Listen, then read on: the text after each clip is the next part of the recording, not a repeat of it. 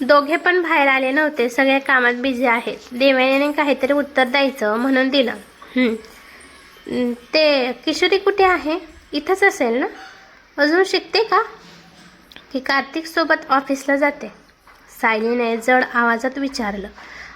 आता मात्र देवयानीचा घास घशातच अडकला. इतक्या सगळ्या गडबडीत ती किशोरीला तर विसरूनच गेली होती.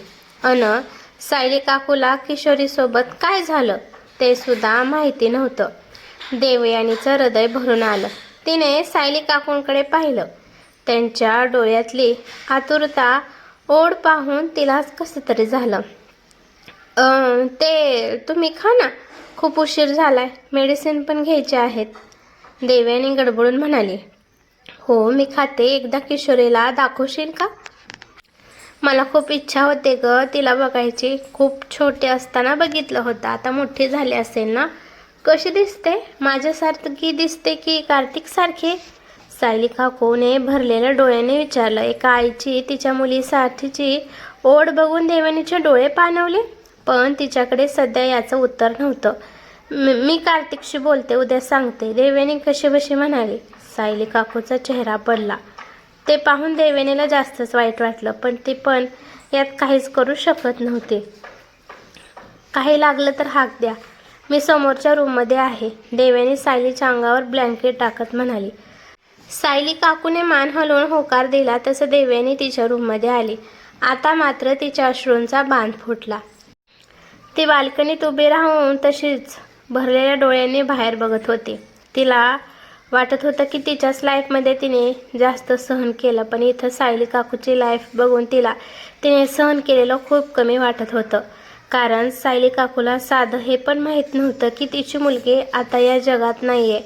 गेली 15 वर्ष ते वेड्यांच्या हॉस्पिटलमध्ये राहिली. आपल्या मुलांपासून दूर, नवऱ्यापासून दूर एक विचित्र आयुष्य जगली. आणि आता ठीक झाली आहे तर मुलीसाठी, फॅमिलीसाठी तडफडत आहे. पण आपण त्यांना सावरायचं, त्यांचा हक्क नक्कीच मिळवून द्यायचा. पण त्यासाठी आपल्याला नेमकं भूतकाळात काय झालेलं ते कळायला हवं. प्रत्येक वेळी अर्धवट कळतं. मेन त्या वेड्या का झाल्या आणि कार्तिक एवढा तिरस्कार का करतोय तेच कळत नाही. पण या सगळ्यात लक्ष्मीच्या जाण्याचा संबंध आहे आणि ती सायली काकूमुळे गेली असं कार्तिकला वाटतं. पण कदाचित ते खोटं पण असू शकतं. बस आपल्याला आता शोधायला हवं. आणि आपले रिपोर्ट्स, त्यात पण काहीतरी घोळ आहे, ते पण शोधून काढायला हवं. त्यासाठी रवीला नेमकं आपण प्रेग्नेंट का दिसत होतो ते विचारायला. देवयानीने एक दीर्घ श्वास घेतला आणि डोळे पुसले. तेवढ्या दरवाजा उघडण्याचा आवाज आला. तिने पटकन चेहरा साफ करून नॉर्मल होण्याचा प्रयत्न केला. देवयानी, त्याने हाक मारली तसं ती बाल्कनीतून आतमध्ये आली. तू अजून जागीच आहेस? कार्तिकने हातातील बॅग ठेवून कोट काढता काढता विचारलं. ती त्याच्याजवळ आली आणि तिने त्याच्या टाईला हात लावला तसा तो गालात हसला. आजकाल ती त्याच्यासोबत थोडी मोकळी झालेली, हक्क गाजत होती आणि त्याला ते फार आवडत होतं. तुमची वाट बघत होते, तिने हसत आणि त्याच्या टाईची गाठ सोडत उत्तर दिलं. त्याने लगेच तिच्या कमरेत हात गुंफले तसं तिने अंग चोरून घेतलं आणि त्याच्याकडे एक नजर टाकली. तो एकटक खाली नजर करून तिला निहाळत होता. त्याची ती नजर तिला रोमांचित करून गेली. तिने त्याची टाय काढली आणि व्यवस्थित टेबलवर ठेवली. मग तिने त्याच्याकडे पाहिलं तर तो अजून तसाच उभा होता. तुम्ही फ्रेश व्हा, ती त्याच्यापासून दूर होण्याचा प्रयत्न करत म्हणाली. मला वाटलं तू शर्ट पण काढशील, तो मिस्सिलपणे म्हणाला. तसं तिचे गाल क्षणात लाल झाले. ते तुम्ही वॉशरूममध्ये जाऊन काढा, ती नजर चोरत म्हणाली. ठीक आहे, पण मला एक सांगशील? त्याने त्याची हनुवटी पकडून चेहऱ्यावरती करत विचारलं. तिने प्रश्नार्थक नजरेने त्याच्याकडे पाहिलं. तू रडली होतीस का? त्याने तिच्या डोळ्यात बघत विचारलं. तसं ती गडबडली. नाही, मी का रडेन? ते हसण्याचा प्रयत्न करत म्हणाली. खोटा रडी, तो तिचा गाल ओढत म्हणाला. तसं तिने मान खाली घातली. ठीक आहे, तो थोडा तुटकपणे म्हणाला आणि तिला सोडून वॉशरूममध्ये निघून गेला. शी बाबा, आता हे रागवले का? देवयानीने तिला बघत सुस्कारा सोडला. थोड्याच वेळात तो फ्रेश होऊन आला आणि बेडवर पडला. तिने लगेच त्याच्याकडे पाहिलं. तो तिला इग्नोर करत होता. कार्तिक, तिने हाक मारली. झोप आता, त्याने तिच्याकडे न पाहताच उत्तर दिलं. झोप नाही लागत, ते हळूच त्याच्या मिठीत शिरत म्हणाली. त्याने एक सुस्कारा सोडला आणि तिच्या भोवती दोन्ही हात गुंफले. यापुढे मला तुझ्या डोळ्यात अश्रू पाहायचे नाहीत. मला वचन दे. तो तिच्या गालावरची केस हलकेच कानामागे सारत म्हणाला. त्याच्या थंड बोटांचा स्पर्श तिला सुखावून गेला. I am sorry. तिने लहान मुलीसारखं त्याच्या कुशीत चेहरा लपवला. त्याने पण मग हसत तिच्या केसात हात फिरवत डोक्यावर ओठ टेकवले. देवयानी. त्याने हळूवार हाक मारली. तिने त्याच्या मिठीत हुंकार दिला. तू डिनर कोणासोबत केलंस? आय मीन सगळे होते का? कार्तिकने सहज विचारावं तसं विचारलं. ती गालातच हसली अन बाजूला झाली. कारण तिला माहिती होतं तो तसं का विचारतोय. त्याला नक्की सायली काकूबद्दल विचारायचं असेल, पण इगो आड येत असेलणार. मागचे 3 दिवस हॉस्पिटलमध्ये भलेही कार्तिक सायली काकूच्या रूममध्ये आला नव्हता, पण तो तिची प्रत्येक गोष्ट माहिती करून घेत होता. तिने मेडिसिन खाल्ले का? जेवण केलं का? कुठे जखम दुखते का? सगळं तो तिथल्या सिस्टरकडून विचारून घेत होता.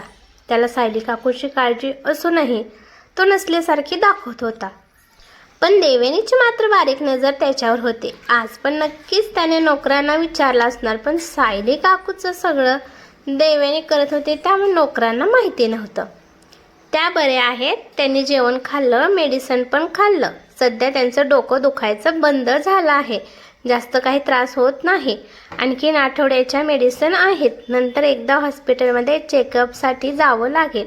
देवेनी त्याच्याकडे बघून म्हणाली. मी तर तुझ्याबद्दल विचारत होतो. आता राहू दे. कार्तिक तिचा गाल ओढत म्हणाला. तेच सांगते, मी आईसोबतच होते म्हणून तिथेच जेवले. देवेनी गालात हसत म्हणाली आणि कार्तिक पाटीलने थोड्या भुव्यावर करून तिच्याकडे पाहिलं. तू ना अगदीच भारी आहेस. कार्तिक पाटील हसत म्हणाला आणि पुन्हा त्याने तिला मिठीत घेतलं. देवयानी. आपल्या नात्याची खरी सुरुवात आपण कधी करणार? त्याने हळूवार तिच्या डोक्यावरून हात फिरवत विचारलं आणि तिच्या पोटात गोळा आला. तिने गोंधळून फक्त प्रश्नार्थक हुंकार दिला. काही नाही. शुभरात्री. त्याने सुस्कारा सोडत डोळे मिटले. खरंच कधी आमच्या नात्याला सुरुवात होणार? आसपास एवढे प्रॉब्लेम आहेत की एकमेकांना द्यायला वेळ भेटत नाही. अन भेटला तरी प्रॉब्लेम डोक्यातून जात नाहीत. त्यात कार्तिक नाही बोलला तरी त्याच्या मनात सायली काकूसाठी टेन्शन नक्कीच असणार. म्हणूनच कदाचित त्याला हा प्रश्न पडला असावा. देवयानीने पण एक सुस्कारा सोडला अन डोळे मिटले. सकाळी ती फ्रेश होऊन हॉलमध्ये आली तर एक माणूस शिडीवरती चढून काहीतरी करत होता. तिने निरखून पाहिलं तर तो कॅमेरा बसत होता. ती काही बोलणार तेवढ्यात देवयानी कार्तिक पाटीलच्या मागून हाक आली. तिने लगेच त्याच्याकडे पाहिलं. तो ऑफिससाठी तयार होऊन आलेला होता. आता हे पुन्हा मोडायचं धाडस करू नकोस. तो तिचे गाल थोडे जोरात ओढत म्हणाला. कार्तिक. थोडं हळू. तुम्ही मला दुखवत आहात. देवयानी दोन्ही गाल चोळत हळू आवाजात म्हणाली. फक्त एवढ्याने दुखलं का? कार्तिक पाटीलने तिच्या कमरेत दोन्ही हात गुंफून त्याच्या डोळ्यात बघत थोड्या मिसळील अंदाजात विचारलं. तसं देवयानी गडबडून अंग चोरून घेत आणि इकडे तिकडे बघू लागली. तिथं वरती चाललेल्या माणसा व्यतिरिक्त कोणीच नव्हतं. कार्तिक सोडा. ते दादा इथेच आहेत. देवयानी त्याच्या छातीवर हात ठेवून त्याला हलकेच ढकलत म्हणाली. काळजी करू नकोस. आपलं होईपर्यंत तो इकडे पाहणार नाही. तो तिच्या कानाच्या पाळीला हलकेच ओठ लावत म्हणाला. तसं ती नखशिखांत हादरली. तिने त्याचा शर्ट घट्ट पकडून डोळे गच्च मिटून घेतले. कार्तिक काय करताय? काय झालंय? तिने अडखळत अन तिचा कान त्याच्या ओठातून काढून घेत विचारलं. देवयानी. अंघोळीनंतर तू खूपच सुंदर दिसतेस. माझा स्वतःवर ताबा राहत नाही. तो तिच्या गालावर ओठ टेकवत म्हणाला. तिच्या पूर्ण शरीरावरून शहारे आले. पोटात त्याच्या पाळीव फुलपाखरांची एंट्री झाली. पण आपण हॉलमध्ये आहोत हे लक्षात येताच तिने डोळे उघडले आणि आता त्याच्या मिठीत धडपडायला लागली. कार्तिक. रूममध्ये ठीक आहे. इथे ना कोणी? प्लीज. ती तोंड बारीक करून त्याला म्हणाली. ठीक आहे, मी तुला सोडतो. पण तो म्हणाला तसं तिने भुव्या वर करून पाहिलं. आज रात्री मी तुला सोडणार नाही, तो तिच्या ओठांच्या कोपऱ्यावरून बोट फिरवत मिसळपणे म्हणाला. तसं तिच्या पोटात हजारो फुलपाखरं उडू लागली. तो तिला चिडवत होता हे तिला कळत होतं, तरीही तिला तिच्या भावना, तिचा ब्लश लपवता येत नव्हता. आणि तिची ती तारांबळ पाहून तो मात्र एन्जॉय करत होता. सर, माझं काम झालं आहे, मी खाली उतरू का? वरती चाललेला माणूस वरून विचारत होता. त्याला तसं पाहून देवयानीने डोक्यावर हात मारून घेतला. खरंच सनकी आहेत हे. बिचारा केवढा वेळ वरतीच अडकला होता. देवयानीने कार्तिक पाटीलकडे डोळे मोठे करून पाहिलं. तयार राहा, कार्तिक पुन्हा गालात हसत म्हणाला. मग मात्र देवयानी लाजून तेथून पळून डायरेक्ट किचनमध्ये गेली. कार्तिक पाटील पण ना खूपच रोमॅन्टिक आहेत. देवयानी गालात हसत सायलीसाठी ज्यूस बनवू लागली. तेवढ्यात मॅडम, मोठ्या मॅडम ज्यूस आणि नाश्ता घेऊन गेल्या आहेत, तिथला शेफ भाजी कापत म्हणाला. आणि देवयानीचे डोळे विस्फारले. काय, काकू मॉमसाठी नाश्ता घेऊन गेल्या? देवयानीने पुन्हा विचारलं. हो, त्या तुमच्या मॉमसाठी नाश्ता घेऊन गेल्या आहेत, शेफ म्हणाला. कदाचित त्याला सायली कोण ते माहिती नव्हतं. देवयानी मॉम बोलली म्हणून त्याला तिची आई वाटली. ओके, देवयानी लगेच म्हणाली आणि तेथून जवळजवळ पळतच पायऱ्या चढू लागली. तिला आता टेन्शन आलेलं, कारण मिसेस पाटीलवर तिचा थोडासुद्धा विश्वास नव्हता. शिवाय सायली मिसेस पाटीलला किशोरीबद्दल पण विचारेल ही शंका पण होती. ती पळत पळत सायलीच्या रूमजवळ आली. तिथं जाईपर्यंत तिला चांगलीच धाप लागली होती.